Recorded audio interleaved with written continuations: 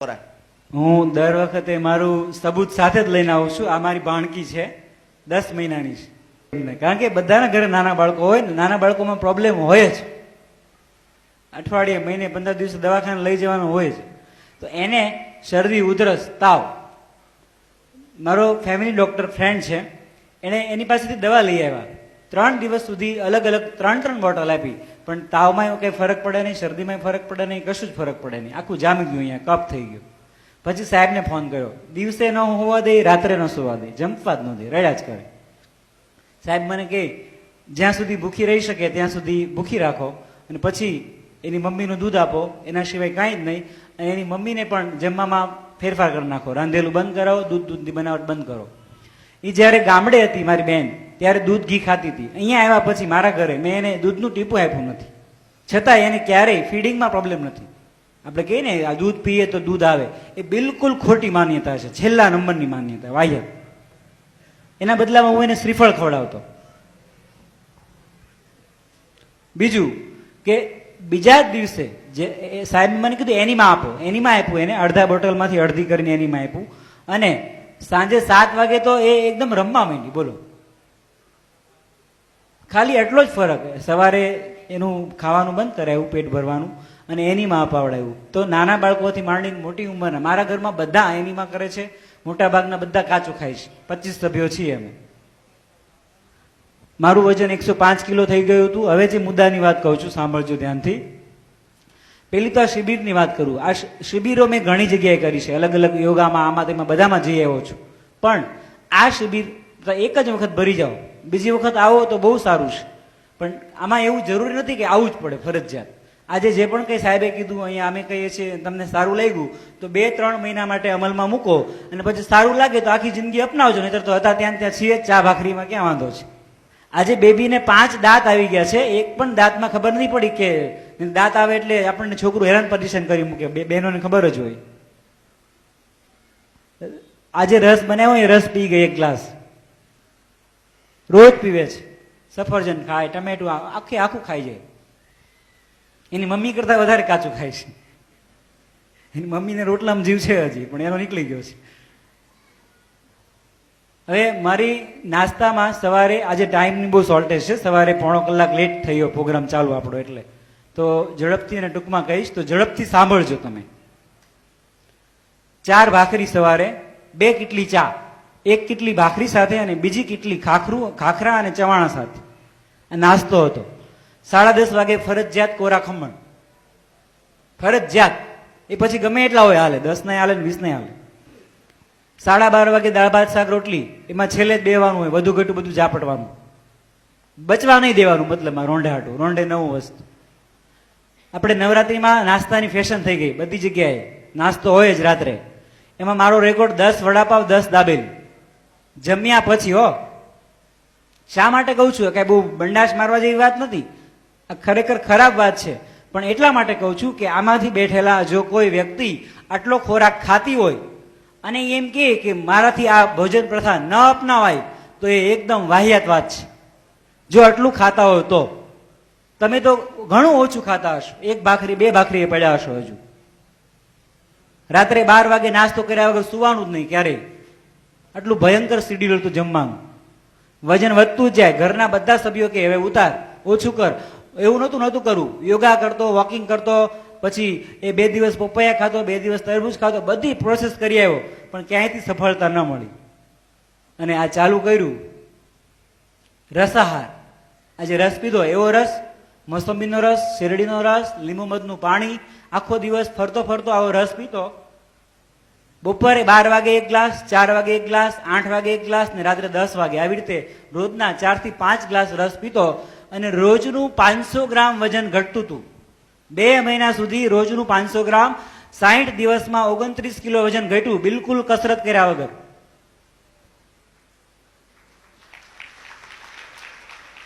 કોઈ માને નહીં ખરેખર. ફોટો પણ છે, હમણાં વાત કરીએ એમ, બધે હારે લઈને જઈએ છીએ, પાછળ હશે, કદાચ જોવા મળશે, કદાચ.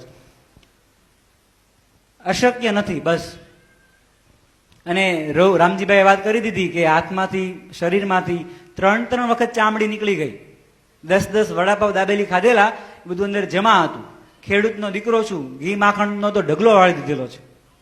એ બધું કાઢ્યું હાથમાંથી, રીતસરનું તેલ નીકળે હાથમાંથી. મારી બેબી અહીંયા આવી છે, 6 વર્ષની છે. એ મારું જોઈ ગઈ ને પછી એ દૂધની આઈટમ ખાતી નથી. એને નસકોરી ફૂટતી અને રોજ પેટમાં દુખતું. આજે 22 મહિના થયા મારી સાથે. એને દૂધ બંધ કર્યું, સવારનું ખાવાનું બંધ કર્યું, અને નાસ્તામાં સફરજન, કેળા, કાકડી, ટમેટા એને જે મન પડે એ લઈ જાય મોટા ભાગે. અત્યારે 22 મહિનામાં એક પણ વખત નસકોરી ફૂટી નથી. ક્યારે એવું નથી કીધું મને પેટમાં દુખે છે. વિચાર કરો, આ દૂધની આટલી બધી અસર છે. સાહેબ કહેશે એના વિશે. પછી એટલા રોગ નીકળ્યા, સાહેબને ફોન કર્યો તો સાહેબ કહે કે આ ભોજન પ્રથા ચાલુ કરીએ ત્યારે શરીરમાં સફાઈનું કામ ચાલુ થાય. તો સફાઈનું કામ ચાલુ થાય એટલે અંદરથી કંઈક ને કંઈક સ્વરૂપે નીકળે. જો ઝાડા ઉલટી થાય તો બેસ્ટ છે, પણ મારે એ થયું નહીં એટલે બીજો રસ્તો પકડી લીધો. તો ચાલુ કરો, પછી કંઈ પણ થાય ગભરાવ નહીં. અહીંયા જે જૂના સાધકો છે એનો સંપર્ક કરી લેવાનો ફોન દ્વારા કે હવે શું કરીએ છીએ, અમે અહીંયા અટવાઈએ છીએ. અથવા સાહેબનો પણ સંપર્ક કરી શકો કોઈને કંઈ તકલીફ પડે તો. 3 મહિના થયા, 40 કિલો વજન ઘટ્યું. માથાના વાળ હું 8મું ધોરણ ભણતો ત્યારથી સફેદ થઈ ગયેલા. અત્યારે 80% 90% વાળ કાળા થઈ ગયા છે. 80-90% વાળ કાળા થઈ ગયા છે. આ ચેલેન્જ જ કહેવાય ખરેખર. કાળા વાળ કોઈ ન લાવી શકે. કાળા વાળ કરવા માટે મેં નહોતું કર્યું, પણ જો શરીરની સૂક્ષ્મ સફાઈ કેટલી થઈ કે વાળ મારા કાળા આવી ગયા. અત્યારે ખેંચીને બતાવું ને તો મૂળિયું કાળું હશે, ઉપરનું પીછડું વ્હાઈટ જોવા મળશે. હજુ અત્યારે હાલમાં કોઈને જોવું હોય તો પેલા ડાય કરાવે એને ઉપર કાળું હોય, નીચેથી વ્હાઈટ નીકળે ને મહિને ઝંઝટ. આમાં આખી જિંદગીની ઝંઝટ જતી રહી. તો બહુ સારો રસ્તો છે. મારા ઘરમાં બધા અપનાવે છે. મહિને 4,500ની દવા આવતી compulsory. BP, cholesterol, diabetes, attack વાળા 4 એ પણ અહીંયા આવ્યા છે, પણ ટાઈમનો અભાવ છે આપણી પાસે. પણ કહી દઉં કે 1 રૂપિયાની દવા લીધી નથી, 12 મહિના થયા. અને દૂધનું બિલ 20-25 જણા રહેતા હોય તો સમજી શકો છો કેટલું બધું આવે. એની જગ્યાએ બધું ફ્રૂટમાં કન્વર્ટિંગ. દવાનું બિલ ફ્રૂટ, દૂધનું બિલ ફ્રૂટ, શાકભાજી તો લાવવાના જ હોય. અને આજે રોટલી ભાખરી ખાવાનું મન થતું નથી ખરેખર. ખાધી હોય તો પસ્તાવો થાય કે આ મેં ક્યાં અંદર નાખ્યું આવું, જે પેલા એટલું ખાતો હતો. એટલે કહેવાનો ભાવાર્થ એ જ છે કે હું એટલું ખાતો હતો, છતાંય ભગવાને અને જે પણ હોય મારા ભાગ્ય ઉગડી ગયા કે જે હોય એને લીધે હું છોડી શક્યો. અને અત્યારે એવી પોઝિશન છે કે 72 કલાક સુધી પાણી ન આપો ને તો હું આટલી શક્તિથી કામ કરું. 72 કલાકનો મેં 2 વખત પ્રયોગ કર્યો છે. એટલે કોઈ વસ્તુ અશક્ય નથી.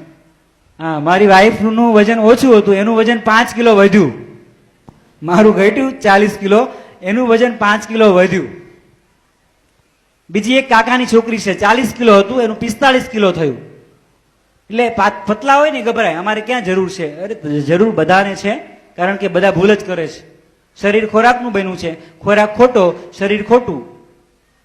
ઢવેડા કરવાનું જ્યાં જઈએ ત્યાં હારે લઈ જઈને. અને અત્યારે એટલી મજા આવે છે, કામ ધંધો મૂકીને અહીંયા આવીએ છીએ, કારણ કે એક સાચી દિશા મળી છે, નવી દિશા મળી છે. બધી જગ્યાએ બધા જતા જ હોય છે, પણ ક્યાંય પૂરેપૂરા આમ શાંતિ મળી જાય, સુખ મળી જાય કે એમ થઈ જાય કે હવે કાંઈ જરૂર નથી, એવું બહુ ઓછાને લાગતું હશે. આમાં છે ખાલી ખોરાક ચેન્જ કરવાથી બધું મળી શકે છે. કાકાની 2 દીકરીઓ ને કાકીનો ને એનો. મારા કાકા અહીંયા આવ્યા છે. એની ડાયાબિટીસ 350 આવી, એને બીપી અને કોલેસ્ટ્રોલ બધું આવી ગયું. એમના વાઈફને બીપી, બ્લડ પ્રેશર હતું, અને ગોઠણની ઢાંકણીઓ બદલાવાનું કીધેલું ડોક્ટરે કે આ ઢાંકણીઓ બદલાવી પડશે. 1-1.5 લાખ રૂપિયાનો ખર્ચો કીધેલો. કાકાએ ડાયાબિટીસ આવ્યું, સાહેબની શિબિરમાં લાવ્યો. મેં કીધું કે આજે દવાથી છૂટવું હોય તો આ એક રસ્તો છે. આજે અમે 2 સાથે અપનાવેલું. એણે પણ 22 મહિના થયા, 1 પણ રૂપિયાની દવા પીધી નથી અને 1 પણ રિપોર્ટ કરાયો નથી ડાયાબિટીસનો. અત્યારે બપોરે 4 કેળા તમારી સામે બેસીને ખાઈ જાય, 1 પણ આમ તેમ થાય નહીં ડાયાબિટીસ છતાંય. એમની બીજી બેબીને માસિકનો પ્રોબ્લેમ હતો. 12 મહિનામાં 1 વખત માસિક આવે, 12 મહિનામાં. ગાયનિક, મોટા ગાયનિક પાસે લઈ ગયા તો બધા એવું કહે કે આનો કોઈ ઈલાજ નથી, મેરેજ પછી થઈ જાય તો થઈ જાય. આવો જવાબ હા ગાયનિક ડોક્ટરનો. પણ એણે મોઢા પર ખીલ થતા હતા, ખીલ માટે કર્યું અને અત્યારે એની સાથે જ ચાલુ કર્યું છે નવી ભોજન પ્રથા. 12 મહિનામાં 12 વખત નિયમિત માસિક આવ્યું. વિચાર કરો, ડોક્ટર પાસે એનો ઈલાજ નહોતો, ખીલ માટે ચાલુ કર્યું હતું અને પેલો મહારોગ હતો જતો રહ્યો. વિચાર કરો. ખીલ ગયા કે નહીં? હા, ખીલ પણ જતા રહ્યા અને એનું વજન પણ ઘણું માપે થઈ ગયું. આવા તો ઘણા દાખલા છે. અમારી સોસાયટીમાં બાજુમાં એક ભાઈ, એની ઉંમર 40 વર્ષ હશે, એને અંદર ચાંદા પડેલા આંતરડામાં અને પેટમાં દુખ્યા કરે. આ એનો રોગ. આ રોગ પાછળ એને 30 વીઘા જમીન વેચી નાખી. ડબલ ગાળાનું સુરતમાં 40 લાખનું મકાન વેચી નાખ્યું. એના ઘરવાળીના ઘરેણા ગયા વર્ષે વેચાય એને. એક જ ડોક્ટરને અમદાવાદમાં 9 લાખ રૂપિયા આપ્યા એને એક વર્ષમાં. સાંભળજો બરાબર. અને અમને મુલાકાત થઈ અમારી, એની બેને અમારી પાસે લઈને આવ્યા કે આનું કંઈક કરો તમે. મેં ખાલી એટલું જ કીધું કે બધી વસ્તુ બંધ કરો, ખાલી રસ ઉપર રહો. એને રસ પીવાનું ચાલુ કર્યું. બીજા દિવસે રાત્રે ફોન આવ્યો, મહેન્દ્રભાઈ પેટમાં દુખતું બંધ થઈ ગયું. બોલો. અને 8મા દિવસે બીજી વાર ફોન આવ્યો કે હું હીરા ઘસવા જાઉં છું. 8 દિવસમાં માણસ કામે જતો રહ્યો, ઘર ખોવડું બધું વેચી નાખ્યું, છતાંય કોઈ એને સફળતા આપી નહીં, એનો રોગ કાઢવામાં કોઈ હેલ્પ ન કરી. વિચાર કરો આ કેટલી અંદર શુદ્ધિ થઈ હશે શરીરમાં. અત્યારે તમને બધાને એમ લાગશે કરવા જેવું જ છે, પણ જેવો દાદર ઉતર્યા તમે એમને અમારું પાછું આપી દેશો. અમે નહીં લઈએ. મહેરબાની કરીને પ્લીઝ રિક્વેસ્ટ કરું છું કે ઘરમાં ધીમે ધીમે આનો અમલ કરો. ધીમે ધીમે કરશે ને બહુ વાર લાગશે. હાર્ડ એન્ડ ફાસ્ટ નહીં એટલે નહીં જ. સાહેબ તો ઘણી છૂટ આપે, અને હું શિક્ષક છું એટલે થોડોક કડક હોય, એટલે હું તો બહુ છૂટ આપું જ નહીં, બાકી ન આપું. મારી છોકરી 1 વર્ષથી બિસ્કિટ નથી ભાડ્યું કેવું હોય બોલો. મેં નથી લઈ દીધું, ચોકલેટ નથી લઈ દીધી. શેરડીનો રસ પીવડાવો, મોસંબીનો રસ પીવડાવો, નાળિયેર ત્રોફો પીવડાવો. ખવડાવવું છે તો ટ્રાન્સફર કરીને ખવડાવો. અશક્ય નથી. આખી દુનિયા બદલી શકે, આનાથી બદલી શકશે. બાકી બીજા ગમે એટલા પ્રયાસ